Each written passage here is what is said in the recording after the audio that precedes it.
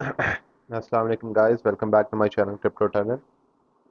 तो last time हमने BTC की बात की थी और बीटीसी इस वक्त अभी भी उसी ही रेंज पे ट्रेड हो रहा है ऑलमोस्ट जिस टाइम हमने लास्ट टाइम बात की थी। अगर हम बीटीसी को स्मॉलर टाइम फ्रेम से देखें तो मैं आपको एक इम्पॉर्टेंट कॉन्सेप्ट समझाना चाहूँगा। तो बीटीसी सिंस देन एक रेंज मार्केट में हो रहा है।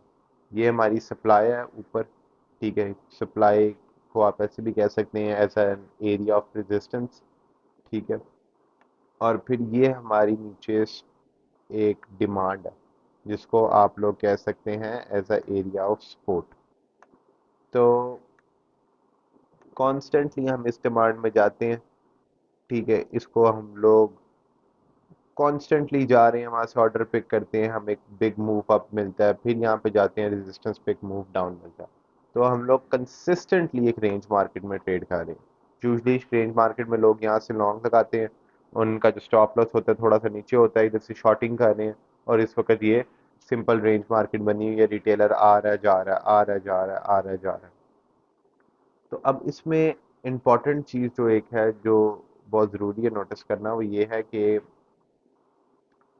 इवेंचुअली जितनी लम, जितनी देर कोई भी एसेट अक्यूमुलेट करता है ना, अक्यूमुलेट होता है रेंज करना। मैं आपको बना के दिखा देता हूँ जो ये सारा हमारा है, ठीक है। जितनी देर एक एसेट अक्यूमुलेट होता है, इसको मैं ग्रीन कर देता हूँ, उतना ही बड़ा मूव आता है जिसको हम एक्सपेंशन कहते हैं। तो एक बड़ा इंपॉर्टेंट कॉन्सेप्ट है जो मैं आपको यहाँ पर सिखाता हूँ, यहाँ पर आप लोगों को मैं बताता चलता हूँ, आप लोगों के लिए ज़्यादा बेहतर होगा समझना। तो अगर हम लोग इस इधर देखें तो इधर हमारा यहाँ पे एक्यूमुलेशन जोन था ये पूरा, ठीक है। ये पूरा कांस्टेंट एक्यूमुलेशन जोन था। बीटीसी एक ही रेंज में ट्रेड हो रहा था, इधर गया, रिजेक्ट हुआ, फिर नीचे आया, फिर रिजेक्ट हुआ, नीचे गया, डिमांड से ऑर्डर पकड़े, फिर ऊपर आया, फिर रेजिस्ट जो उसका था रेजिस्टेंस थी, ठीक है, जो एरिया ऑफ सप्लाई था, रिजेक्शन हुई, फिर नीचे आया, फिर रिजेक्शन, फिर नीचे, और एक फिर बिग मूव अप और एक बिग मूव डाउन। तो मार्केट मेकर्स का जो एक बड़ा कह लो कॉमन पैटर्न तो नहीं मैं कहूंगा, लेकिन एक पैटर्न है जो आपको मार्केट में बार बार हर टाइम फ्रेम पे मिलेगा, वो होगा एक्यूमुलेशन, मैनिपुलेशन और एक्सपेंशन का। तो जिस तरह मैंने कहा, जितनी ज़्यादा देर एक एसेट एक्यूमुलेट होता है उतनी ही बड़ी एक्सपेंशन आती है। वो दोनों साइड पे हो सकती है, अप साइड भी डाउन साइड भी। लेकिन उससे पहले मार्केट मेकर्स एक चीज़ करते हैं। जिस तरह इस वक्त हर रिटेलर को पता है कि अच्छा भाई हमारी रेजिस्टेंस ये है, हमारा सपोर्ट ये है। अगर तो कैंडल इस रेजिस्टेंस के ऊपर क्लोज होती है, हम लोग यहाँ पे लॉन्ग लॉन्ग कर देंगे। और हम लोग, let me find that tool path, अगर तो इस तरह बीटीसी का मूव होता है कि बीटीसी इधर आता है, ठीक है, इस एरिया के ऊपर क्लोज करता है, हम यहाँ पे लॉन्ग लगाएंगे और फिर बीटीसी का मूव अप होगा, ठीक है। द सेम वे, अगर क्या कहते हैं बीटीसी इधर इस एरिया के नीचे क्लोज होता है, हम रीटेस्ट पे शॉर्ट करेंगे और फिर हम शॉर्टिंग को ऑन रखेंगे और फिर मजीद मूव डाउन हिल होगा। तो एक जो बड़ा इंपॉर्टेंट आपने चीज़ इस कॉन्सेप्ट में याद रखी ना, कि market makers are smart. They know कि रिटेलर की स्ट्रैटेजी क्या है, रिटेलर की साइकोलॉजी क्या है, रिटेलर किस तरह ट्रेड करना पसंद करता है। तो जो एक बड़ा इंपॉर्टेंट कॉन्सेप्ट है ना, वो मैं आपको समझाऊंगा आज, वो होगा,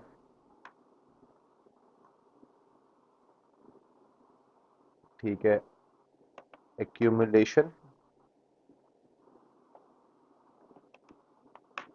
मैनिपुलेशन एंड एक्सपेंशन, ठीक है। जो ये स्टेप है ना, इसको आपने बड़े गौर से देखना है। तो इस स्टेप में बेसिकली क्या होता है, एक रेंज में पहले हमारा एसेट ट्रेड करता है, कॉन्स्टेंटली एक ही रेंज पे ट्रेड करी जाएगा करी जाएगा करी जाएगा, ठीक है, इस तरह। अब जो एक आम रिटेलर होगा उसकी नज़र में ये हमारी एरिया ऑफ रेजिस्टेंस है, ये हमारा एरिया ऑफ सपोर्ट है। अब वो क्या सोचेगा, वो कहेगा हाँ भाई, जैसे ही इस रेजिस्टेंस के ऊपर कैंडल क्लोज होती है मैं यहाँ पे लॉन्ग कर दूंगा, ठीक है, सिंपल एज दैट। अगर इधर क्लोज होती है मैं इधर कर दूंगा लॉन्ग, ठीक है। मेरे ऊपर हाईएस्ट टारगेट होंगे और स्टॉप लॉस वगैरह नीचे होगा, या जो लोग लेवरेज ट्रेडिंग कर रहे हैं या जो लेवरेज ट्रेडिंग नहीं भी कर रहे, ठीक है, कुछ मोस्टली लोगों ने स्टॉप्स नहीं अपने लगाए होते, इसलिए इतनी ज़्यादा आपको अमाउंट लिक्विडेशन की नज़र आती है। जो शॉर्ट का आ रहा है वो कहेगा भाई ठीक है, इधर से नीचे क्लोज होती है, मैं एरिया पे अपना रीटेस्ट पे बाइंग करूंगा और शॉर्टिंग कर दूंगा। लेकिन यहाँ पे होता है क्या, अभी तो ये क्यूमुलेशन वाला जोन, अब मैनिपुलेशन होगी। मैनिपुलेशन में मार्केट मेकर क्या करते हैं कि मार्केट मेकर जैसे ही ये एरिया ब्रेकआउट होता है, उनको पता है यहाँ पे लोग जो ब्रेकआउट ट्रेडर्स हैं वो लॉन्ग लगा रहे हैं, वो क्या करते हैं, वो पहले मार्केट को पंप करते हैं। ठीक है, शायद रीटेस्ट भी करवा दें, थोड़ी देर एक्यूमुलेट भी करवा दें, और फिर ऑपोजिट डायरेक्शन में डायरेक्ट मूव आउट होता है हमारा। और इस मूव की वजह से जितने भी हमारे स्टॉप लॉस होते हैं इन एरियाज में, या जितने भी हमारी अपना लिक्विडेशन होती हैं, हम उनको कैप्चर कर लेते हैं, जिसको हम कहते हैं लिक्विडिटी ग्रैब भी। ठीक है, तो मैं इसको ये भी कह सकता हूँ लिक्विडिटी ग्रैब।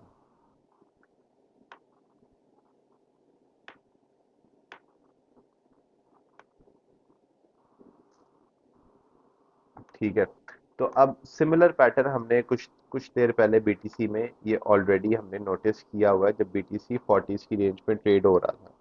अगर आप इस पैटर्न को देखें तो ये ग्रीन बॉक्स हमारा एक्यूमुलेशन का, मैं एक बॉक्स बना देता हूँ हमारा मैनिपुलेशन का जो ये था। ठीक है, ये हमारे पास एक हायर हाई था, हमारी एक बहुत ही स्ट्रॉन्ग रेजिस्टेंस थी जो ब्रेक हुई थी, अगर आपको शायद याद हो। ये वाला एरिया जो था रेजिस्टेंस का, ये हमारा ब्रेक हुआ था, एक हमारा फर्स्ट हायर हाई बना, लोगों को लगा अब हायर लो लो बनेगा, तो उन्होंने ट्रेड्स लेना शुरू कर दी, लॉन्ग लगाना शुरू कर दी अपना स्पॉट पे, फ्यूचर पे। एंड देन व्हाट फॉलोड के शदीद लिक्विडेशंस, ब्लड ही ब्लड हर तरफ मार्केट में, ऑल्ट्स रज के ब्लीड हुए, लोगों के बहुत पैसे डूबे इन सब में। ठीक है, ये हमारी थी मैनिपुलेशन, और ये सिंपल, ये था हमारा एक्सपेंशन। ठीक है, इसको मैं कर देता हूँ पिंक। तो ये कॉन्सेप्ट था हमारा एक्यूमुलेशन का। ये ब्रेकआउट हुआ जो बेसिकली एक फेक आउट था, जिसको हम कहते हैं एक्यूमुलेशन, मैनिपुलेशन। ये एक्यूमुलेशन थी, एक रेंज में ट्रेड होते रहे, फेक आउट हुआ जो मैनिपुलेट किया मार्केट को, लोगों ने लॉन्ग लगाई। ठीक है, और फिर ये डाउनवर्ड्स एक्सपेंशन जिसमें लोगों के स्टॉप लॉस हिट हुए, और अपना ये कहते हैं उनकी लिक्विडेशन हुई, और हमने इस एक्सपेंशन में 1 बिलियन लिक्विडेशन देखी है। हमने आखिरी 24 घंटे में ऑलमोस्ट 500 मिलियन लिक्विडेशंस आई हैं। तो दिस इज व्हाट हैपेंस। तो अब इस जोन में हमने बड़ा केयरफुल रहना है। इस जोन में हमने केयरफुल क्यों रहना है, क्योंकि जैसे ही हमारा,